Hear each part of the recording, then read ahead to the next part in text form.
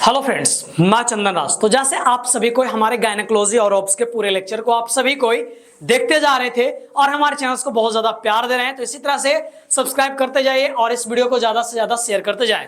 हमारे इस चैनल पर जैसे आप भी देख रहे होंगे कि हर एक सब्जेक्ट का लेक्चर 1 2 3 ऐसे नंबरिंग करके ये आपके एवरी लेक्चर आपको मिलते जा रहे हैं। तो चलिए हम अभी आज जो मैं बात करने वाला हूं एम्ब्रायोलॉजी के बारे में कि सर ये एम्ब्रायोलॉजी होता क्या है। तो जैसे यहां पे टर्म से ही पता चल रहा है बाबू, ये दो टर्म से मिलकर बना हुआ है। एक बना हुआ है एम्ब्रॉय और दूसरा बना हुआ है लॉजी। यानी जब हम एम्ब्रॉय के बारे में स्टडी करते हैं तो इस चीज को हम क्या बोलते हैं, एम्ब्रॉयोलॉजी बोलते हैं। लेकिन हमें इतना कम से काम नहीं चलेगा। हम जो आज इस चैप्टर में जो मैं बात करने वाला हूं इंट्रोडक्शन के बारे में कि एम्ब्रॉयोलॉजी कहते किसको है और किन किन चीजों के बारे में स्टडी करते हैं, जिसके बारे में जानेंगे। Normal chromosomal pattern in the human beings. Human beings में नॉर्मल क्रोमोसोम का पैटर्न क्या है? Cell division, gametogenesis, spermatogenesis, oogenesis, structure of sperm and ovum, fertilization, development of zygote and blastomere. इन सभी हम एम्ब्रॉयोलॉजी के लेक्चर में हम स्टडी करने वाले हैं। तो यहां के बाद में जो भी लेक्चर है ये सभी आपका एम्ब्रॉयोलॉजी का है और इन सभी टॉपिक को आपको पढ़ने के लिए मिलेगा। आज जो मैं बात करने वाला हूं इंट्रोडक्शन के बारे में, नॉर्मल क्रोमोसोमल पैटर्न के बारे में कि कैसे हम नॉर्मल क्रोमोसोमल पैटर्न को लिखते हैं, जानते हैं, और बहुत सारे क्रोमोसोमल कंजेनाइटल डिजीज हैं उन सभी के नाम के भी जानेंगे। जैसे 13 ट्राइसोमी होता है, ट्राइसोमी 21 होता है, तो इन सभी के बारे में हम बात करेंगे। और प्लस सेल डिवीजन, क्योंकि स्पर्मेटोजेनेसिस और oogenesis पढ़ना है तो सबसे पहले उसमें हमें सेल डिवीजन के बारे में जानना मोस्ट इंपोर्टेंट होता है कि मायोटिक किसको बोलते हैं और मियोसिस डिवीजन किसको बोलते हैं, कितने फेजेज होते हैं, जैसे प्रोफेज, एनाफेज, ये सभी के बारे में हम बात करेंगे। तो प्लीज लास्टली आराम से बैठ जाइए और ध्यान पूर्वक से हमारे लेक्चर को देखिएगा। मैं गारंटी देता हूं आपको 100% आपको समझ में आएंगे, तो इस चीज को आप ध्यान दें। अब हम बात करते हैं बाबू, यहां से स्टार्ट करते हैं एम्ब्रॉयोलॉजी के बारे में। बोला गया it is the branch of science in which we study about formation of gametes, कि गैमेट्स कैसे बनता है। जैसे अगर गैमेट की बात किया जाए तो दो होते हैं, एक बोलते हैं मेल गैमेट्स और दूसरा क्या बोलते हैं बाबू, फीमेल गैमेट्स। अगर फीमेल गैमेट्स में क्या हो जाएगा बाबू, ओवम हो जाएगा, और मेल गैमेट्स में क्या हो जाएगा, स्पर्म हो जाएगा। कोई दिक्कत है? अब बात करेंगे दूसरा फर्टिलाइजेशन के बारे में कि जब स्पर्म और ओवम जब मिलते हैं, ओवा एग यानी जब मिलते हैं तो ये दोनों जब मिक्स हुआ तो उस चीज को क्या बोलते हैं, फर्टिलाइजेशन बोलते हैं, जो कि आगे में बात करेंगे। Development of embryo and foetus और कंजेनाइटल डिसऑर्डर, इन सभी के बारे में हम किस में स्टडी करते हैं, एम्ब्रॉयोलॉजी में स्टडी करते हैं। समझ में आ गया? एम्ब्रॉयोलॉजी या एक ब्रांच है साइंस का जिसमें हम स्टडी करते हैं formation of gametes, fertilisation, development of embryo and foetus और कंजेनाइटल डिसऑर्डर, इन सभी चीज के बारे में हम स्टडी करते हैं। बात किया जाए अब सेकंड टॉपिक के बारे में कि normal chromosomal pattern in the human beings के बारे में। तो हम लोग जानते हैं कि जो ह्यूमन बींग्स में जो सेल यानी जो क्रोमोसोम होते हैं ये डिप्लॉयड होते हैं। डिप्लॉयड कहने का मतलब पेयर्स में होना। जैसे हम लोग अगर पूछते हैं कितने क्रोमोसोम है तो हम लोग बोलते हैं 23 पेयर्स है, यानी 23 into 2 यानी बोल सकते हैं 46 क्रोमोसोम पाए जाते हैं। समझ में आया? इन नंबर में है, लेकिन अगर पेयर में बोला जाएगा तो 23 पेयर्स बोलते हैं। और इसमें पता होगा कि जो 22 पेयर्स होते हैं ये ऑटोसोम होते हैं और मात्र 1 पेयर होते हैं ये आपका सेक्स क्रोमोसोम होते हैं। ये आपका क्या होता है बाबू, सेक्स क्रोमोसोम होते हैं। तो समझ में आया? जैसे यहां पे दिखाया है हैप्लॉइड, यानी जो अब जैसे स्पर्म है और एक मैच्योर ओवम है, इसको बस छोड़कर बाकी सब क्या रहते हैं, डिप्लॉयड में रहते हैं। और लेकिन बस ये क्या है, हैप्लॉयड में होते हैं। हैप्लॉयड यानी आधा, यानी 46 का अगर हाफ करोगे तो कितना हो जाएगा बाबू, तो ये 23 नंबर ऑफ क्रोमोसोम हो जाएंगे। और इस चीज को हम क्या बोलते हैं, हैप्लॉयड के नाम से जानते हैं, जो कि ओवम और स्पर्म ये दोनों हैप्लॉयड होते हैं। तभी तो बच्चा, जैसे हैप्लॉयड कहने का मतलब, जैसे मानिए 22 प्लस XY और X है, और एक हो गया 22 प्लस Y हो गया। जब ये दोनों मिला, ये आपको मानिए क्या है, स्पर्म है, ये मानिए आपका क्या है, ओवम है, तो ये दोनों जब मिलता है तो क्या बना लेगा, तो ये आपका 44 हो गया, और प्लस क्या हो जाता है बाबू, XY हो जाता है, जो कि हम आगे में आपको बताएंगे। समझ में आ रहा है? तो ये क्या है बाबू, आपका हैप्लॉयड है, यानी हाफ नंबर ऑफ क्रोमोसोम। समझ में आ गया? नेक्स्ट बात करते हैं, जैसे पेरेंट्स में 46 क्रोमोसोम यानी 12 पेयर्स में होते हैं, अगर 44 क्रोमोसोम्स के बारे में बात किया जाए तो ये 22 पेयर्स में हो गया। और अगर ये दोनों क्या रहते हैं, सेम होता है मेल और फीमेल्स में, इस चीज को हम क्या बोलते हैं, ऑटोजोम के नाम से बात करते हैं। और यहां पे जो मैंने बताया 1 पेयर ऑफ क्रोमोसोम, इस चीज को हम सेक्स क्रोमोसोम के नाम से जानते हैं, और इसी को एलोजोम्स भी बोला जाता है। क्या बोला जाता है, एलोजोम्स। और यही है कि जेंडर को फाइंड आउट करने का काम करता है कि मेल है या फीमेल है। जैसे अगर क्या मिल गया बाबू, अगर आपका XX मिल जाता है तो हम लोग जानते हैं फीमेल है, और XY रहता है तो हम लोग क्या जान जाते हैं बाबू, कि ये आपका क्या है, मेल है। तो मेल और फीमेल का जेंडर ये कौन करता है, सेक्स क्रोमोसोम, जो कि नंबर में 1 होते हैं, एक पेयर में होते हैं, तो इस चीज को हम क्या बोलते हैं, सेक्स क्रोमोसोम बोलते हैं। तो ये मैंने आपको बोला कि जो ह्यूमन बींग्स में जो क्रोमोसोम प्रेजेंट होते हैं, उसको मैंने दिखाया हूं कि ये 2 पार्ट्स में होते हैं। 44 क्रोमोसोम होता है, ये ऑटोजोम्स होते हैं, ये मेल और फीमेल दोनों में पाया जाता है। और 1 क्रोमोसोम होता है, यही आपके जेंडर को डिफाइन करने का काम करता है कि ये मेल होगा या फीमेल होगा। समझ में आया? चलिए नेक्स्ट बात करते हैं कैरियोटाइपिंग के बारे में। किसके बारे में बच्चा, कैरियोटाइपिंग के बारे में, कि the procedure by which picture of the chromosome is presented, कि जो क्रोमोसोम को पिक्चर को जो प्रेजेंट किया जाता है, तो उस चीज को हम क्या बोलते हैं, कैरियोटाइपिंग बोलते हैं। इसी तरह से सभी कोई क्या रहेंगे बाबू, या पेयर में, डिप्लॉयड में या प्रेजेंट रहते हैं। जैसे नंबर 1 2 3 4 5 6, ये टोटल आपके 22 पेयर्स रहते हैं। और ये जो 1 पेयर्स है, यही आपके X और Y रहता है, जो कि जेंडर को बताने का काम करता है। समझ में आया? तो इसको क्या बोलते हैं, कैरियोटाइपिंग। किसको बोलते हैं, कि जब हम क्रोमोसोम को रिप्रेजेंट करते हैं, पिक्चर के रूप में दर्शाते हैं, तो उस चीज को हम कैरियोटाइपिंग के नाम से जानते हैं। अब नेक्स्ट यहां पर बात करते हैं abnormality of the chromosome number, कि अगर क्रोमोसोम के नंबर में अगर हम एबनॉर्मलिटी पाया जाता है, तो इसको एनियोप्लॉइडी बोलते हैं। क्या बोलते हैं, एनियोप्लॉइडी। किसको बोलते हैं, कि जब क्रोमोसोम के नंबर में एबनॉर्मलिटी पाया जाता है, तो उस चीज को हम क्या बोलते हैं, एनियोप्लॉइडी बोलते हैं। जैसे अगर नंबर में 1 कम रहेगा तो इसको मोनोजोमी बोलेंगे, और नंबर में अगर ज्यादा रहेगा तो इस चीज को हम क्या बोलेंगे, ट्राइजोमी बोलेंगे।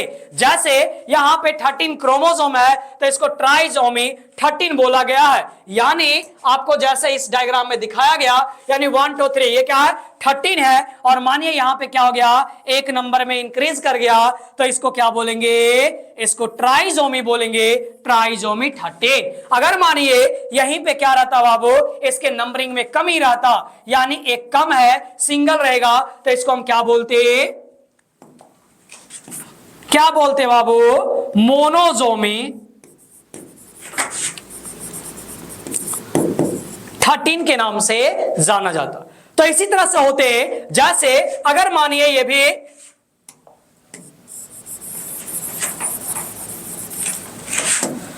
जैसे ये मानिए ये भी क्या है बाबू, नॉर्मल है।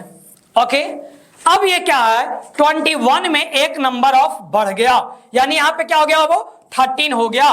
तो जब नंबर में इंक्रीज करता है तो उसको ट्राइजोमी बोलते हैं, यानी हम इसको बोल सकते हैं ट्राइजोमी 21। समझ में आया? कोई दिक्कत है? चलिए नेक्स्ट। तो यहां मैंने बात किया एबनॉर्मलिटी के बारे में कि अगर नंबर में अगर एबनॉर्मलिटी रहेगा तो इस चीज को एनियोपोलाइडी बोलते हैं। और कैरियोटाइपिंग किसको बोलते हैं? कि जब उसको रिप्रेजेंट करने का काम करते हैं, पिक्चर में दर्शाते हैं, तो इस चीज को हम कैरियोटाइपिंग बोलते हैं। और मैंने अभी बताया कि जो ह्यूमन बींग्स में है यह 2 टाइप्स का क्रोमोसोम होते हैं। एक को बोलते हैं ऑटोजोम्स जो कि 44 नंबर में होता है, यानी 22 पेयर्स में होते हैं, और एक पेयर में होता है ये इसको क्या बोलते हैं बाबू? ये उसको सेक्स क्रोमोसोम बोलते हैं, जो कि सेक्स को डिटरमाइन करने का काम करता है। तो उस चीज को मैंने आपको बताया था। कोई दिक्कत है? चलिए नेक्स्ट बात करते हैं कि कुछ आपके जो क्रोमोसोमल डिसऑर्डर है यानी नंबरिंग में उसको एबनॉर्मलिटी रहते हैं, तो उसके बारे में हम बात करेंगे। जैसे सबसे पहला बात करते हैं पटाउ सिंड्रोम के बारे में। अगर ये ट्राइसोमी 13 यानी ट्राइसोमी कहने का मतलब कि एक नंबर में बढ़ जाना, यानी 30 नंबर क्रोमोसोम है उसमें एक इंक्रीज कर गया, तो इसको ट्राइसोमी 30 बोलते हैं और इसी को पटाउ सिंड्रोम के नाम से भी जाना जाता है। सेकंड बात करते हैं एडवर्ड सिंड्रोम के बारे में। ट्राइसोमी 18 यानी 18 नंबर का जो क्रोमोसोम है उसमें एक इंक्रीज कर जाना। जैसे यहां पर आप देख सकते हैं कि अगर मानिए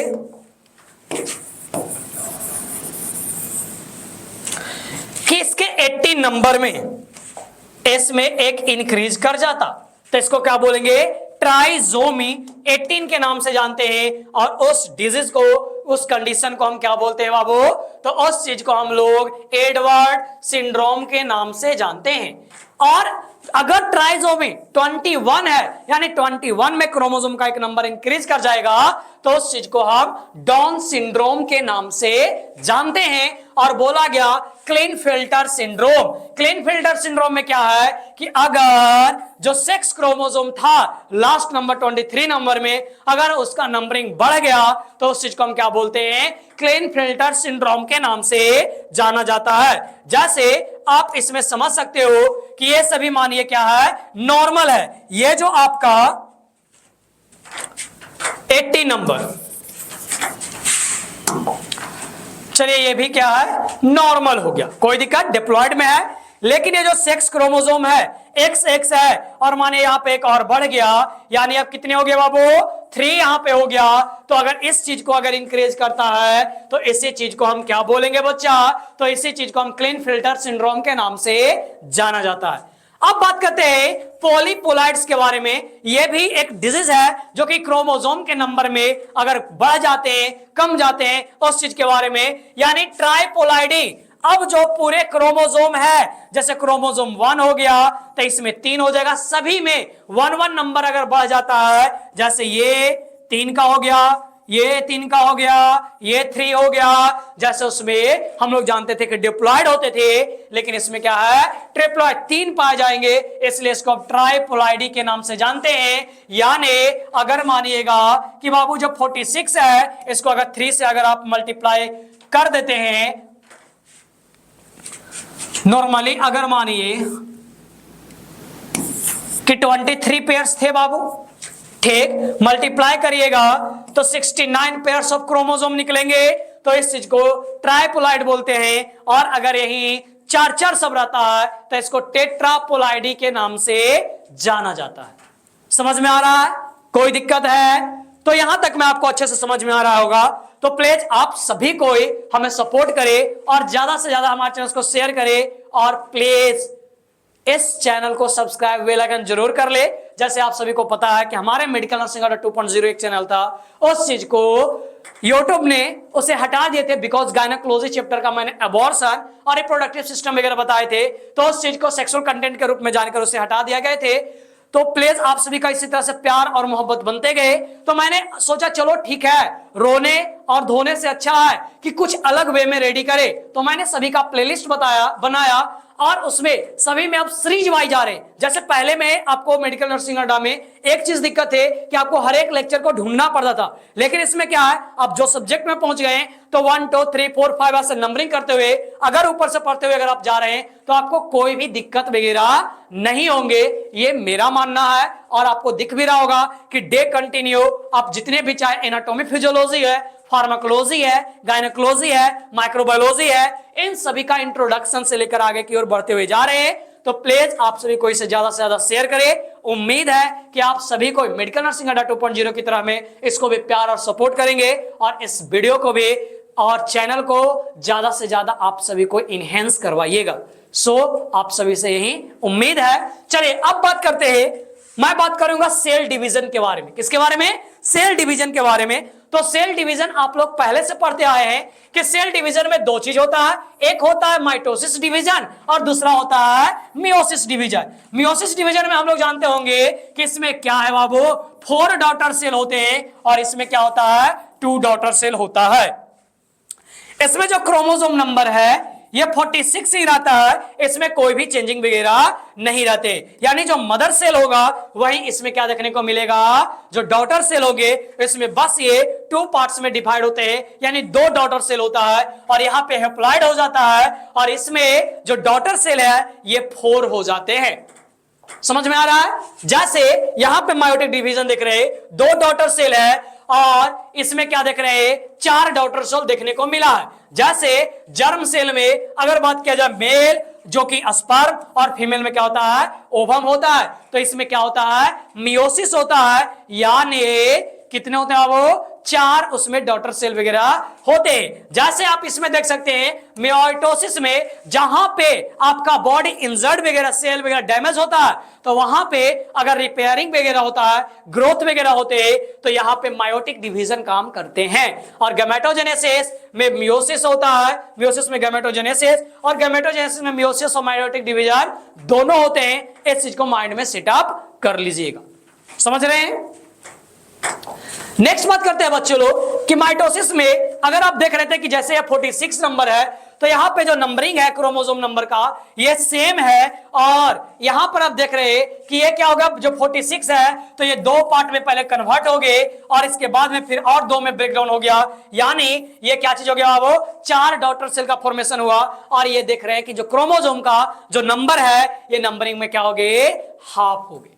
लेकिन यहां पर एक चीज देख रहे हो कि यहां पे हाफ हाफ हुआ है लेकिन यहां पे सेम हुआ है, बिकॉज यहां पे क्या है, कोई भी नंबरिंग क्रोमोसोम का चेंजिंग वगैरह नहीं होता है, डिवीजन नहीं होता है। ये जस्ट लाइक माइटोसिस डिवीजन की तरह होता है। यहां पर मियोसिस फर्स्ट बोलते हैं और यहां पे मियोसिस सेकंड बोलते हैं, जिसमें मेटाफेज, एनाफेज, टीलोफेज ऐसा होता है जो कि आगे में जस्ट अभी बताएंगे। इसलिए जो मियोसिस सेकंड है इसी चीज को क्या बोलते हैं,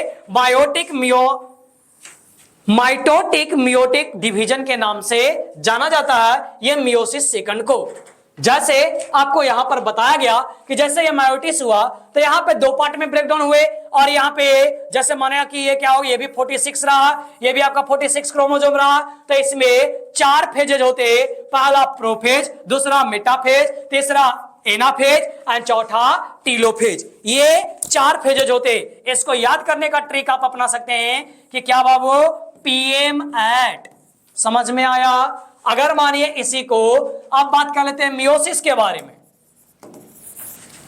कि जैसे ये थे 2 पार्ट में डिवीजन हुआ, ये 44 प्लस x मानिए तो ये क्या हो जाएंगे बाबू, ये आपके 22 प्लस x हो गया और ये क्या हो गया, 22 प्लस x हो गया।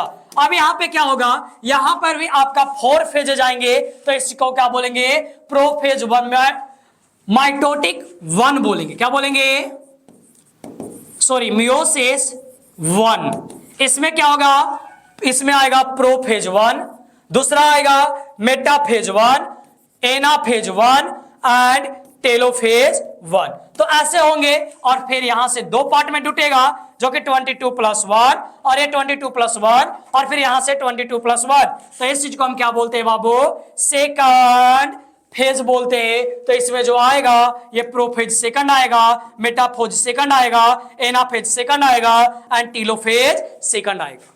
समझ में आ रहे हैं? तो ये मैंने बात किया, जो मैंने बेसिक आपको सबसे शुरू में मैंने बताया था कि मैं जो आज जो बात करने वाले रहेंगे वो हम बात करेंगे किसके बारे में, इंट्रोडक्शन के बारे में जो कि मैंने बात कर चुका, नॉर्मल क्रोमोसोमल पैटर्न के बारे में और उसके एबनॉर्मलिटी के बारे में, और फिर मैंने बात किया सेल डिवीजन के बारे में, जिसमें माइटोसिस और मियोसिस ये दोनों के बारे में जाने। नेक्स्ट लेक्चर में बात करेंगे गैमेटोजेनेसिस के बारे में, स्पर्मेटोजेनेसिस के बारे में, फिर ओजेनेसिस वगैरह, ऐसे आगे की ओर बढ़ते हुए चलेंगे। तो आप सभी को हमारे चैनल को सब्सक्राइब करिएगा, बेल आइकन को ऑन करिएगा और हमारे चैनल को ज्यादा से ज्यादा प्यार दे, सपोर्ट करे। Thank you so much. आपको एक प्रोफेशनल वे में आपको नोट्स मिलेंगे जो कि हमारे टेलीग्राम चैनल को ज्वाइन कर सकते हैं। वहां पे पीडीएफ के फॉर्म में हर एक चैप्टर का नोट्स आपको 1-2 करके मिलते हुए चलेंगे, तो उसे भी आप ज्वाइन कर ले। So thank you so much friend.